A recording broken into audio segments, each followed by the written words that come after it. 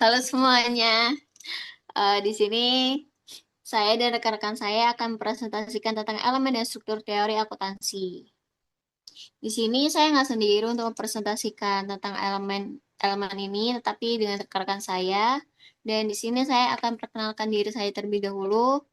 Saya Rinta Fasyarian Anwar dengan NIM akhir 337 dan rekan saya Krisanto Jason Jihadu dengan NIM akhir 363, Raihanat Fariski Purwoko dengan NIM akhir 258, Muhammad Fabian Romadoni dengan NIM akhir 448, Ajir Arya Yudhistira dengan NIM akhir 130 dan terakhir Bima Pratama dengan NIM akhir 031.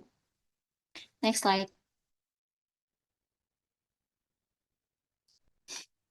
Di presentasi kami tentang elemen dan struktur teori akuntansi, kita akan belajar dari dasar teori akuntansi, konsep-konsep penting, cara menangani hipotensi, dan konteks penemuan dalam akuntansi. Tujuan kami adalah memberikan pemahaman yang komprehensif tentang bagaimana teori akuntansi dibangun dan bagaimana teori tersebut diterapkan dalam praktik akuntansi. Kami harap kepada uh, presentasi ini agar lebih bermanfaat bagi mahasiswa akuntansi dalam memperdalam pengetahuan mereka tentang bidang ini. Next slide. Pemikiran mengenai teori, definisi, dan pondasi. Definisi dari presentasi ini yaitu teori akuntansi adalah kerangka konseptual yang sistematis yang menjelaskan dan memprediksi fenomena akuntansi. Dikembangkan melalui penelitian dan pengamatan empiris. Fondasi dari presentasi ini yaitu teori akuntansi memberikan pemahaman tentang pencatatan, pengukuran, dan pelaporan transaksi keuangan, mendukung pengembangan standar akuntansi. Teori akuntansi berperan penting dalam memberikan landasan konseptual untuk praktik akuntansi. Teori ini membantu dalam mengembangkan standar akuntansi yang berlaku umum dan memberikan pemahaman mendalam tentang mengapa dan bagaimana transaksi keuangan harus dicatat, diukur, dan dilaporkan. Hal ini menjadi dasar bagi para akuntan untuk membuat keputusan yang tepat. Next slide.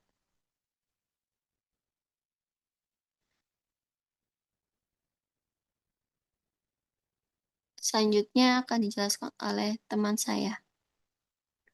Baik, di sini saya akan menjelaskan tentang karakteristik dan komponen teori akuntansi. Yang ada tiga. Yang pertama ada karakteristik fundamental, yaitu konsisten, logis, kemampuan prediktif, dan relevansi praktis. Yang kedua ada komponen utama, yaitu asumsi dasar, postulat, dan prinsip-prinsip yang membentuk kerangka pemikiran yang koheren. Yang ketiga ada fleksibilitas, mampu mengakomodasi perkembangan baru dalam praktik bisnis dan teknologi. Teori akuntansi yang baik harus memiliki karakteristik fundamental seperti konsisten logis, kemampuan prediktif, dan relevansi praktis. Setiap teori terdiri dari berbagai komponen yang saling terkait termasuk asumsi dasar, postulat, dan prinsip-prinsip yang membentuk kerangka pemikiran yang koheren. Komponen ini harus dapat diuji secara empiris, mampu bertahan terhadap kritik dan pengujian ilmiah. Selanjutnya ada fungsi dan tujuan teori akuntansi. Ada tiga, yaitu landasan konseptual, pengambilan keputusan, dan pengembangan standar. Yang pertama, landasan konseptual, memberikan landasan konseptual untuk pengembangan praktik akuntansi yang efektif dan efisien. Yang kedua, ada pengambilan keputusan, membantu praktisi dalam membuat keputusan profesional yang konsisten dan dapat dipertanggungjawabkan. Yang ketiga, ada pengembangan standar, berperan dalam pengembangan standar akuntansi baru dan evaluasi standar yang ada. Fungsi utama teori akuntansi adalah memberikan landasan konseptual untuk pengembangan praktik akuntansi yang efektif dan efisien. Teori akuntansi membantu praktisi dalam membuat keputusan profesional yang konsisten dan dapat dipertanggungjawabkan. Selain itu, teori akuntansi juga berperan dalam pengembangan standar akuntansi baru dan evaluasi standar yang ada. Selanjutnya,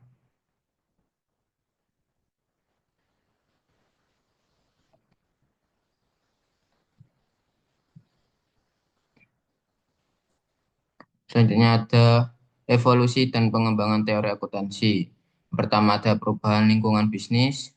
Teori akuntansi terus berkembang seiring dengan perubahan lingkungan bisnis dan kebutuhan informasi keuangan. Yang kedua ada pengujian modifikasi. Teori-teori lama diuji, dimodifikasi atau digantikan oleh teori baru yang lebih relevan. Yang ketiga, pengaruh faktor eksternal, dipengaruhi oleh perkembangan teknologi, globalisasi, dan perubahan regulasi. Teori akuntansi terus berkembang seiring dengan perubahan lingkungan bisnis dan kebutuhan pengguna informasi keuangan. Perkembangan ini melibatkan proses yang dinamis di mana teori-teori lama diuji, dimodifikasi, atau digantikan oleh teori baru yang lebih relevan. Evolusi teori akuntansi juga dipengaruhi oleh perkembangan teknologi, globalisasi, dan perubahan regulasi. Selanjutnya, ada implementasi dan evaluasi teori akuntansi. Memerlukan pemahaman mendalam tentang konteks bisnis dan lingkungan operasional. Harus diterapkan secara praktis dan menghasilkan informasi yang berguna bagi pengambilan keputusan, serta dilakukan secara berkelanjutan untuk memastikan relevansi dan efektivitasnya. Implementasi teori akuntansi dalam praktik memerlukan pemahaman mendalam tentang konteks bisnis dan lingkungan operasional. Teori harus dapat diterapkan secara praktis dan menghasilkan informasi yang berguna bagi pengambilan keputusan. Evaluasi teori dilakukan secara berkelanjutan untuk memastikan relevansi dan efektivitasnya dalam memenuhi kebutuhan pengguna laporan keuangan.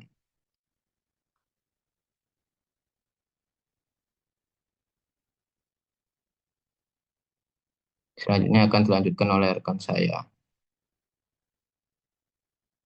Baik, di sini saya akan melanjutkan penjelasan dari rekan saya, yakni mengenai pemikiran konsep, yakni terdapat dua hal, yakni definisi dan ruang lingkup. Dari definisi konsep akuntansi sendiri adalah ide-ide fundamental yang membentuk dasar pemahaman dan praktik akuntansi. Lalu untuk ruang lingkup, ini mencakup pengakuan, pengukuran, pencatatan, dan pelaporan transaksi keuangan. Jadi setiap konsep harus memiliki definisi yang jelas. Dalam konsep akuntansi merupakan ide-ide fundamental yang membentuk dasar-dasar pemahaman dan praktik akuntansi. Konsep akuntansi ini mema- mencakup berbagai aspek seperti pengakuan, pengukuran, pencatatan, dan pelaporan transaksi keuangan. Setiap konsep harus memiliki definisi yang jelas dan dapat dipahami oleh semua pemangku kepentingan. Next. Baik, di sini terdapat struktur dan hierarki konsep akuntansi. Untuk yang pertama, yang paling atas yakni konsep kompleks, untuk yang eh, tingkatan kedua yakni konsep menengah, lalu tingkatan yang paling akhir yakni konsep dasar. Konsep akuntansi tersusun dalam struktur hierarkis yang dimulai dari konsep paling dasar hingga yang paling kompleks. Struktur ini memastikan bahwa setiap konsep baru yang dikembangkan konsisten dengan konsep-konsep yang sudah ada. Hierarki konsep juga membantu dalam pemahaman hubungan antar berbagai elemen akuntansi. Konsep-konsep ini saling terkait dan membentuk jaringan pemahaman yang komprehensif tentang praktik akuntansi. Next. Baik, di sini mengenai pengembangan dan validasi konsep akuntansi. Yang pertama, penelitian dan pengujian. Di sini melibatkan proses penelitian dan pengujian yang ekstensif. Lalu, memastikan relevansi dan kegunaannya dalam praktik melalui pengujian empiris dan evaluasi teoritis. Dan yang terakhir, mempertimbangkan umpan balik dari berbagai pemangku kepentingan. Jadi, pengembangan konsep akuntansi ini melibatkan proses penelitian dan pengujian yang ekstensif, dan setiap konsep baru harus melalui proses validasi untuk memastikan relevansi dan kegunaannya dalam praktik. Validasi konsep melibatkan pengujian empiris dan evaluasi teoritis untuk memastikan bahwa konsep tersebut dapat diterapkan secara efektif. Proses pengembangan juga mempertimbangkan umpan balik dari berbagai pemangku kepentingan. Next. Aplikasi praktis konsep akuntansi. Konsep akuntansi harus dapat diterapkan dalam situasi praktis dan menghasilkan informasi yang berguna. Aplikasi praktis konsep memerlukan pemahaman dalam konteks tentang konteks bisnis dan kebutuhan pengguna informasi keuangan. Konsep yang baik harus cukup fleksibel untuk mengakomodasi berbagai situasi bisnis yang berbeda. Implementasi konsep juga harus mempertimbangkan aspek biaya dan manfaat. Next.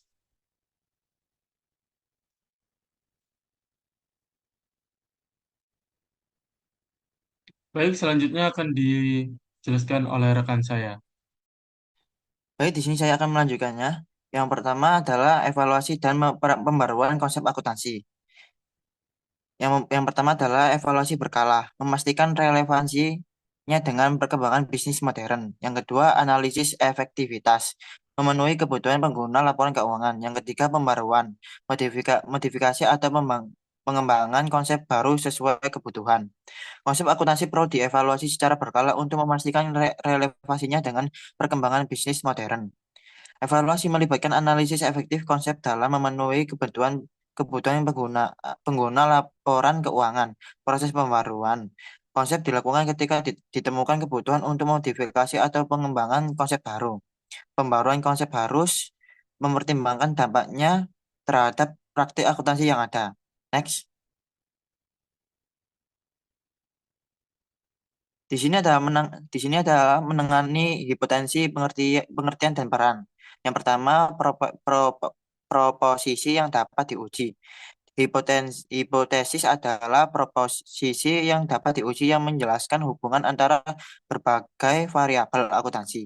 Yang kedua, pengembangan teori berperan penting dalam pengembangan dan pengujian teori akuntansi baru. Yang ketiga, identitas area penelitian membantu dalam mengidentifikasi area-area memerlukan penelitian lebih lanjut. Hipotesis dalam teori akuntansi merupakan proposisi yang dapat diuji yang menjelaskan hubungan antara berbagai variabel akuntansi. Hipotesis berperan penting dalam pengembangan dan pengujian teori akuntansi baru. Melalui hipotesis, peneliti dapat menguji validasi asumsi dan prediksi teoretis dalam konteks praktis. Hipotesis juga membantu dalam mengidentifikasi area-area yang memerlukan penelitian lebih lanjut. Next.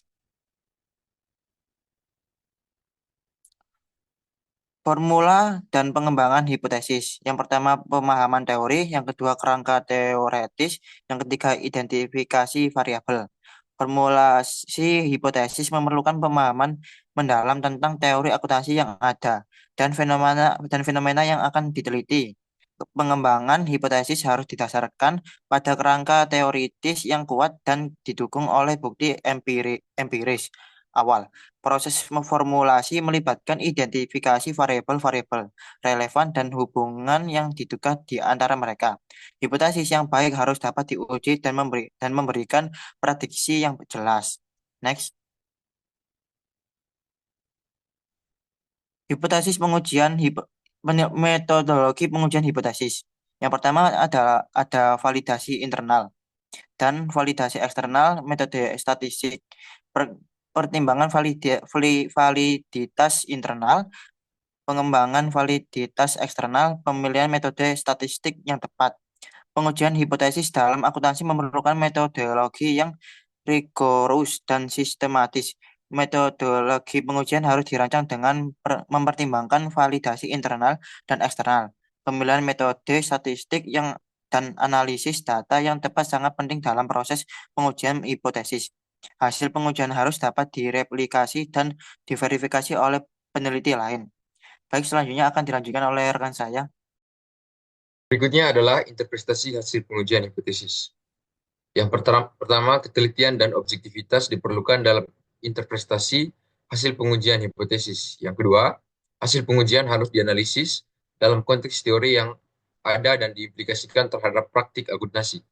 Yang ketiga, interpretasi juga harus mempertimbangkan keterbatasan penelitian dan kemungkinan bias. Interpretasi hasil pengujian hipotesis memerlukan ketelitian dan objektivitas. Hasil pengujian harus dianalisis dalam konteks teori yang ada dan implikasinya terhadap praktik akuntansi. Interpretasi juga harus mempertimbangkan keterbatasan penelitian dan kemungkinan bias. Temuan penelitian harus dikomunikasikan dengan jelas kepada komunitas, akademis, dan praktisi. Next slide. Berikutnya, implikasi dan tindak lanjut hasil hipotesis. Yang pertama, modifikasi teori. Temuan penelitian dapat mengarah pada modifikasi teori yang ada atau pengembangan teori baru. Yang kedua, implikasi praktis. Implikasi praktis dari hasil pengujian hipotesis harus diidentifikasi dan dikomunikasikan kepada pemangku kepentingan. Yang ketiga, penelitian lanjutan. Tindak lanjut penelitian diperlukan untuk mengembangkan pemahaman yang lebih mendalam. Hasil pengujian hipotesis memiliki implikasi penting bagi pengembangan teori dan praktik akuntansi. Temuan penelitian dapat mengarah pada modifikasi teori yang ada atau pengembangan teori baru. Implikasi praktis dari hasil pengujian hipotesis harus didefinisikan dan dikomunikasikan kepada pemangku kepentingan. Tindak lanjut kepentingan ini diperlukan. Next slide.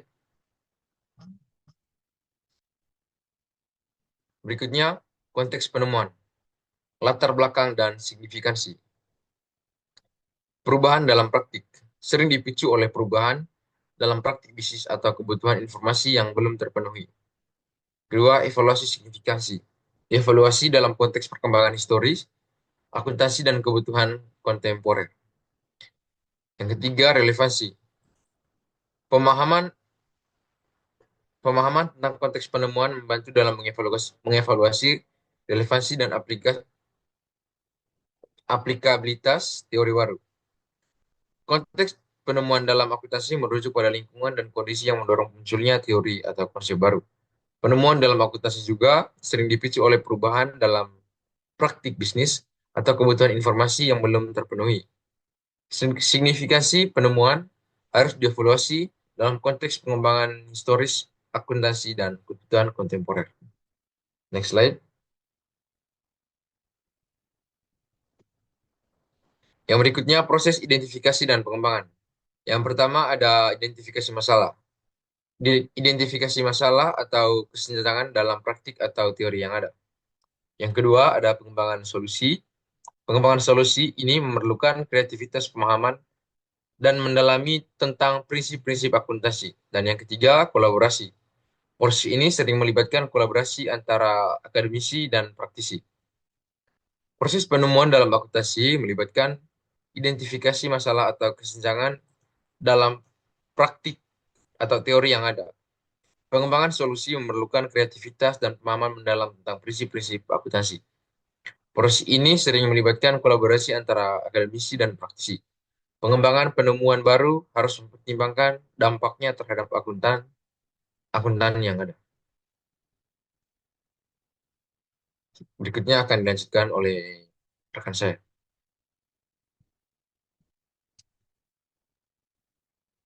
Baiklah, bersama dengan saya akan melanjutkan tentang elemen dan struktur teori akuntansi. Sebelumnya telah dibahas tentang proses identifikasi dan pengembangan. Selanjutnya, yaitu validasi dan pengujian penemuan baru. Ada 3 langkah, yaitu evaluasi teoritis, yang kedua evaluasi empiris, dan yang ketiga implementasi pilot. Penemuan baru dalam akuntansi harus melalui proses validasi dan pengujian yang ketat. Validasi melibatkan evaluasi teoritis dan empiris untuk memastikan keandalan dan kegunaan dari temuan tersebut. Pengujian penemuan baru seringkali memerlukan implementasi pilot dan evaluasi hasil. Proses validasi juga harus mempertimbangkan dampak praktis dan juga biaya implementasi. Slide selanjutnya. Baiklah, berikutnya tentang implementasi dan adopsi penemuan baru. Setelah proses identifikasi dan pengembangan, lalu validasi dan pengujian penemuan baru, berikutnya yaitu implementasi dan adopsi penemuan baru. Ada 3 hal di dalamnya. Yang pertama, tentang perencanaan dan pengelolaan yang hati-hati diperlukan dalam implementasi dalam penemuan baru. Yang kedua, pelatihan dan pendidikan diperlukan untuk memastikan pemahaman dan penggunaan yang efektif. Dan yang terakhir, monitoring implementasi diperlukan untuk mengidentifikasi dan mengatasi masalah yang muncul. Implementasi penemuan baru dalam praktik akuntansi memerlukan perencanaan dan pengelolaan yang hati-hati. Proses adopsi sering memerlukan perubahan dalam sistem dan prosedur yang ada. Pelatihan dan pendidikan yang diperlukan untuk memastikan pemahaman dan penggunaan yang efektif. Monitoring implementasi diperlukan untuk mengidentifikasi dan mengatasi masalah yang muncul. Next slide.